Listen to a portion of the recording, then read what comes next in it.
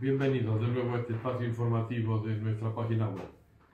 Hoy el tema que vamos a tratar es tumores intramedulares. Es algo realmente extraño y por otro lado difícil de abordar, digamos, de hacer entender, que es lo que voy a intentar en esta charla. En cuanto a la historia, siempre en medicina nos retraemos y vemos, analizando la historia por los grandes cirujanos que nos precedieron y de los cuales pues, siempre se aprende, ¿no? Es curiosa la historia de los tumores medulares porque las primeras intervenciones se hicieron en dos tiempos, es decir, no había en 1911, pues, realmente la cirugía tenía pocos medios, ¿no? Hicieron algo que era realmente inteligente y curioso. Abrían el tumor medular primero, el diagnóstico ya tenía mérito, pero lo que hacían era abrir la médula por la parte de atrás, dejarla abierta, cerrar el paciente, cerrar la herida del paciente, la herida quirúrgica, y volverla a abrir al cabo de un tiempo, porque la naturaleza lo que hacía era ir expulsando el tumor, de manera que después ya se encontraban el tumor y no tenían que estar manipulando la médula. Era la única manera que había de solventar este problema que era extraordinariamente difícil, ¿no? Hay, después, si uno coge de los libros también de estos grandes cirujanos, pues hay un caso de un tumor medular que iba de arriba abajo de toda la médula, pues ya empezaron a hacerse ya fotografías de la anatomía macroscópica de la médula y el tumor, ¿no? Pero es relativamente reciente, o sea, la primera serie que hay ya con microcirugía y con un número aceptable del mismo tipo de patología, pues aparece en los años 90 y sobre todo, pues quizá hay que reseñar pues, este libro sobre tumores intramedulares, que es una serie, la serie que yo creo que es la más numerosa en cuanto al número de pacientes, son 171 pacientes con 200 intervenciones. Y estos autores ya empiezan a, digamos, a echar un jarro de agua fría, porque hablan de que en el inmediato postoperatorio hay un aumento del déficit neurológico, de una diversidad en cuanto a la gravedad y prácticamente en todos los pacientes, aunque después se van recuperando. Pero es algo que yo lo coloco desde el principio para situarnos en la realidad de esta patología tan grave. Volvamos otra vez de nuevo con el orden médico, ¿no? En cuanto a frecuencia, es muy raro, son el orden del 2% al 4% de los tumores de todo el sistema nervioso central. Esto significa que por año aparecen 1 a 3 casos por cada millón de habitantes, es decir, en España pues tendremos aproximadamente a lo mejor 30 a 40 casos al año, ¿no? Pero la edad media es importante, entre los 30 a 40 años cuando aparece, lo más frecuente. La localización siempre es lo mismo, es decir, hay más médula a nivel dorsal, a nivel de la médula torácica, que a nivel cervical, que a nivel lumbar. En cuanto a la anatomía patológica no me voy a detener, solamente hacer hincapié en los más frecuentes suelen ser el ependimoma, ya veremos de dónde procede, y los demás, en la mayoría de los casos, es muy raro que haya tumores malignos, una metástasis o astrocitomas malignos. Pero tenemos que situar dónde está la médula y entender un poco la función medular, que puede ser un poquito complejo. Y lo primero es llamar la atención sobre la estructura de la columna, que es una de las estructuras más complejas y realmente admirables del cuerpo humano, porque no solamente nos sostienen el peso de todo el cuerpo, sino que además una de las misiones importantes es proteger, cubrir y proteger la médula espinal que va dentro. La médula espinal que va a salir sus nervios, entre comillas, sus raíces, se llaman raíces medulares, que después al salir ya de la columna van a formar primero plexos y después los nervios que van a hacer que el cerebro reciba información y el cerebro pueda transmitir órdenes. Y ya nos vamos a meter en la médula. Voy solamente a destacar 2 o 3 estructuras anatómicas importantes. La primera, las neuronas están dentro de la médula, no están fuera como en la corteza cerebral, están dentro. Y hay una parte en una zona que se llaman astas medulares, como siempre la medicina es muy significativa en los nombres que utiliza, por la forma que tienen, y hay unas astas anteriores, que son la parte de las neuronas motoras, que van a recibir órdenes de la corteza cerebral motora, y unas astas posteriores, que son las neuronas que van a recibir la sensibilidad del cuerpo de unas neuronas que hay aquí, antes, en esas raíces, y después va a recibir la sensibilidad y la van a transmitir la sensibilidad hacia arriba, también hacia la corteza cerebral. Bien. Pero hay otra estructura más compleja y que hay que hablar porque está muy, muy implicada en los tumores intramedulares. Y es otra vía que es la sensibilidad que vienen por las astas posteriores aquí, cruzan la vía que la generan en las neuronas, que en las astas posteriores, cruzan, pero por medio de la médula, alrededor de esta estructura pequeña, que es el canal ependimario, que es un canal virtual, pero que están unas células, que son las células ependimarias, que son las que cuando se transforman en lesión tumoral, pues generan los ependimomas, que son los más frecuentes. Y es importante saberlo porque esta vía, que después se cruza y ya sube hacia la corteza cerebral, que va a ser la vía espinotalámica, es la que lleva la sensibilidad del dolor y de la temperatura. Entonces, al final, si resumimos, vamos a tener primero, muy resumido, lo que es la parte de neuronas que están dentro y la parte motora que está anterior. Tenemos se llaman cordones, por la forma que tienen, los cordones posteriores que van a llevar la sensibilidad, que se llama la sensibilidad profunda, aparte de la sensibilidad grosera, pero la sensibilidad profunda que nos permite saber, aunque tengamos cerrados los ojos, pues cómo tenemos, qué sé, el dedo grueso del pie derecho. Y sabemos, y esto es extremadamente fundamental para el automatismo del cuerpo. Pero nosotros podemos, mediante pruebas muy sofisticadas, podemos saber cómo funcionan esos cordones posteriores. Y esto se hace mediante una prueba que se llama potenciales somatosensoriales. Ya lo veremos después de nuevo.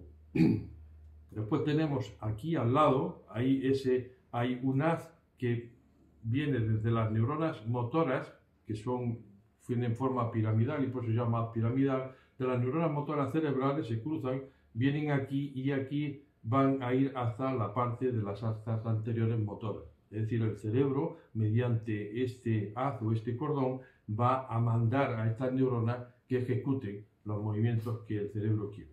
Y después esas mismas neuronas motoras, nosotros mediante el electromiograma lo podemos también ver su actividad. La actividad de ese haz piramidal es mediante los potenciales evocados motores. Ahora lo veremos después. Si estamos hablando de la función neuronal, se puede hacer mediante una monitorización neurofisiológica intraoperatoria, NIO. Y esto permite saber, aunque el enfermo esté dormido, nosotros, el neurofisiólogo, mediante aparato y mediante la colocación de dispositivos y de electrodos correctamente colocados, pues puede estar estimulando nervios, por ejemplo, sensitivos y recoger a nivel de la corteza cerebral, pero a nivel del cuero cabelludo, una actividad eléctrica determinada que permite ver que la función que está funcionando esos cordones de forma muy correcta. O hacer lo contrario, y así tenemos la vía piramidal, la tenemos controlada, que es estimular la corteza a través del cuero cabelludo y recoger la actividad del electromiograma de los pies o de las manos o de la cara. Y después también puede recoger la actividad espontánea del electromiograma que nos está transmitiendo la actividad de las neuronas motoras. Es decir, esas son tres funciones que se pueden hacer mediante esa monitorización con el enfermo completamente dormido. Y pasemos a los tumores. Los tumores intramedulares pues se generan los más frecuentes en el ependimoma y en ese canal virtual empiezan a crecer células de forma autónoma y a generar, de estar normal, a ir generando un engrosamiento de la médula y por supuesto va comprimiendo los haces que hemos visto, los haces las columnas posteriores y también el haz piramidal aquí o las astas anteriores motoras, etc. de forma progresiva.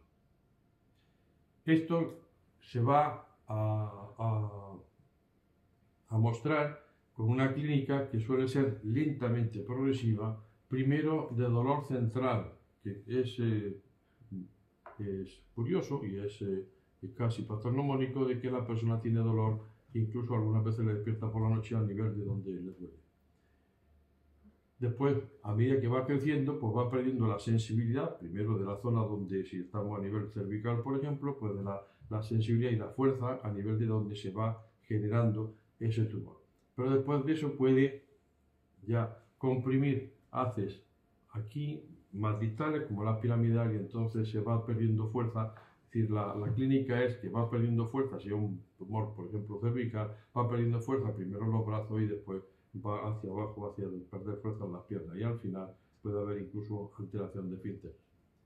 En cuanto al diagnóstico, es fácil hoy día con los medios que tenemos, porque la resonancia es cada vez más sofisticada y cada vez más clara, y nos permite sacar muchos detalles acerca de la tumoración, muchos detalles que vienen bien para plantear y diseñar la cirugía.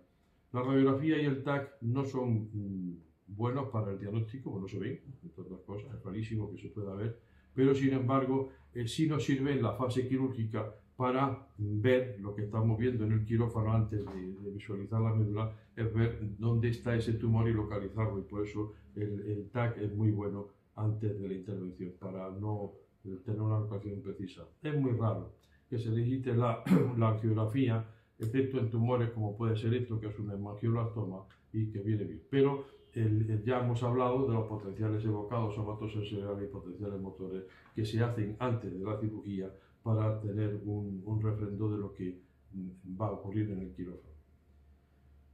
Y ya llegando al quirófano, habría que hablar que de la cirugía de los tumores medulares ha avanzado muchísimo. Primero, por lo que es la resonancia que hemos dicho, y después porque intraoperatoriamente la neurofisiología ha también mejorado muchísimo su capacidad de control de esas señales que hemos hablado, ¿no? Y hay algunas otras cosas, como puede ser la ecoencefalografía, utilizar el eco para ver dónde está antes de abrir, que no se ve, dónde puede estar la tumoración, y abrir justo en el sitio donde está y no abrir ni 1 milímetro más de la médula que necesitemos.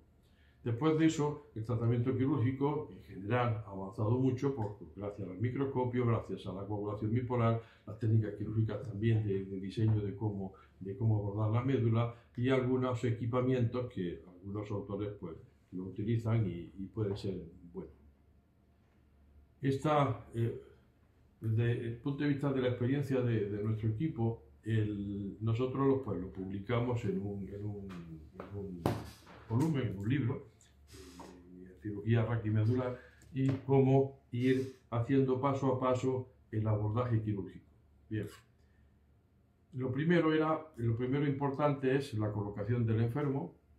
Nosotros preferimos, si coloca en decúbito prono, es decir, boca abajo, pero preferimos la mesa de Jackson, que es una mesa diseñada para cirugía de columna con fibra de carbono, y que permite tener al enfermo casi al aire y con mucha menos presión venosa central. Es fácil de localizar porque es fibra de carbono, hacer un TAC o hacer incluso el navegador, etcétera, y realmente es muy buena. Y sobre todo, al tener al enfermo colocado en una posición muy libre en cuanto al tórax y al abdomen, la menor presión venosa central hace que el campo quirúrgico sea muchísimo más exangüe, no se necesite tanta o no esté impedido el cirujano por la sangre.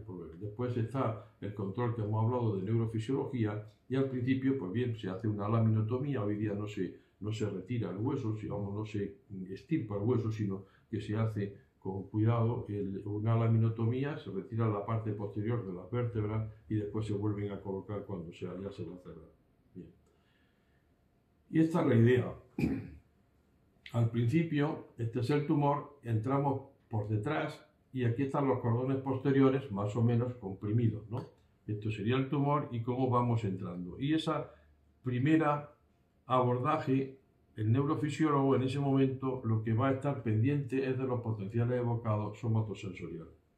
De manera que pueda uno abrir la médula como si fuera un libro, en este caso grande, y el neurofisiólogo va avisando. Estos son los potenciales. Los potenciales deben tener una amplitud de onda.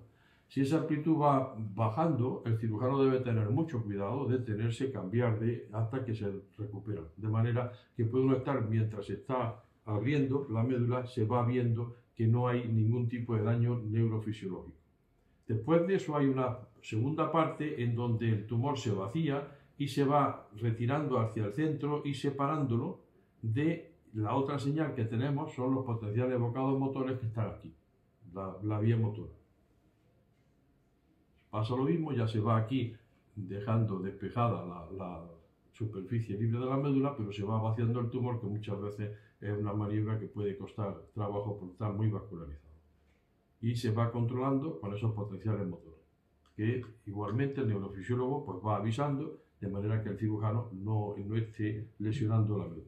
Y la última parte es la parte más anterior, porque por aquí entran las arterias al tumor y aquí están las astas anteriores que son motoras. Y entonces el electromiograma nos puede servir muy bien para ir viendo que no tenemos, como aquí pasa, de pronto algún tipo de alteración del electromiograma.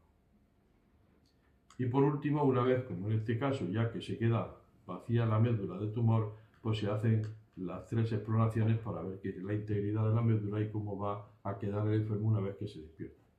Desde ese punto de vista, los resultados, cuando uno los analiza, en esta serie grande de 171 pacientes, el resultado final a largo plazo es realmente hay un enorme porcentaje de lesión neurológica post-quirúrgica, aunque la calidad de vida se mantiene razonablemente bien. ¿Esto qué quiere decir? Que realmente los tumores intramedulares, a pesar de manejarse con exquisito cuidado, pues tienen unas altas probabilidades de que el paciente empeore neurológicamente, pero siempre con una vida satisfactoria, porque hoy día, claro, el diagnóstico se está haciendo cada vez más precoz. Luego es un reto importante que el paciente o conseguir que el paciente quede bien, pero el porcentaje es bajo. Pero lo que sí es verdad es que también se ha bajado muchísimo las lesiones neurológicas graves. Estamos hablando de que pueda perder algún tipo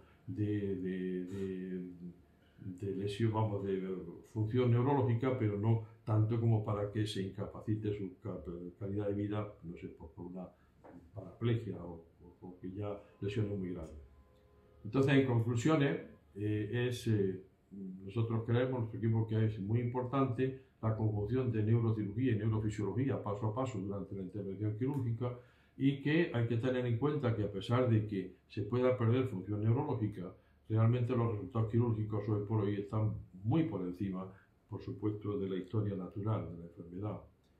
Y por último, que la resección de los tumores intramedulares pues probablemente es hoy día incluso una de las intervenciones quirúrgicas que requieren una mayor precisión.